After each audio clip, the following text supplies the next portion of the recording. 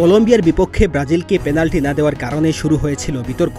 এরপর ব্রাজিলের কাছে ক্ষমাও চাইতে বাধ্য হয় দক্ষিণ আমেরিকান ফুটবল নিয়ন্ত্রণ সংস্থা কনমেবল। বিতর্ক আছে একাধিক মাঠের সিদ্ধান্ত নিয়েও।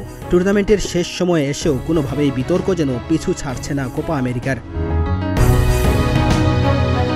কোপা আমেরিকার এবারের আসরে ছিল ১৬ দল।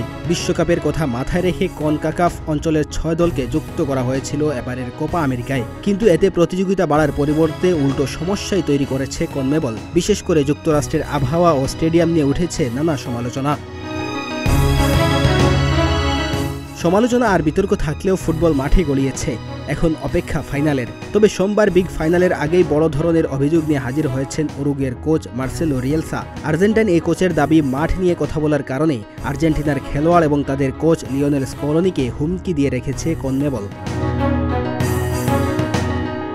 রবিবার ভোরে কোপা আমেরিকার ব্রোঞ্জ মেডেল নির্ধারণ ম্যাচে কানাডার বিপক্ষে মাঠে নামবে উরুগুয়ে। সেই ম্যাচের আগেই সংবাদ সম্মেলনে ক্ষুব্ধ হয়ে পড়েন রিয়েলসা। রিয়েলসার অভিযোগ, কনমেবল স্কলোনিকে শাসিয়েছে। সে একবার স্টেডিয়াম নিয়ে কথা বলেছে, সে যেন আর না বলে। খেলোয়াড়রা কথা বলতে পারছে না, সবাইকে এইভাবে হুমকি দিয়ে রাখা হচ্ছে।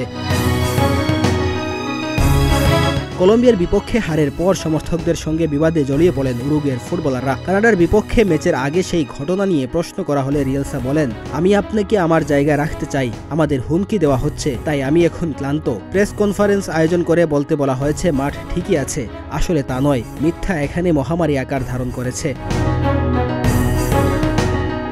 সেমিফাইনালে কানাডার বিপক্ষে জয়ের পরেই যুক্তরাষ্ট্রের মাঠ নিয়ে সমালোচনা করেছিলেন আর্জেন্টিনার অধিনায়ক লিওনেল মেসি। দাপুটে জয়ের পর মেসি বলেছিলেন, আমরা এ নিয়ে টানা চতুর্থ ফাইনাল খেলব। কথাটা বলা সহজ হলেও পুরো যাত্রা অনেক কঠিন ছিল। খারাপ পিচ, ভারী আবহাওয়া এবং এখানে খেলা বেশ কঠিন। ডেস্ক রিপোর্ট, প্রতিদিনের বাংলাদেশ।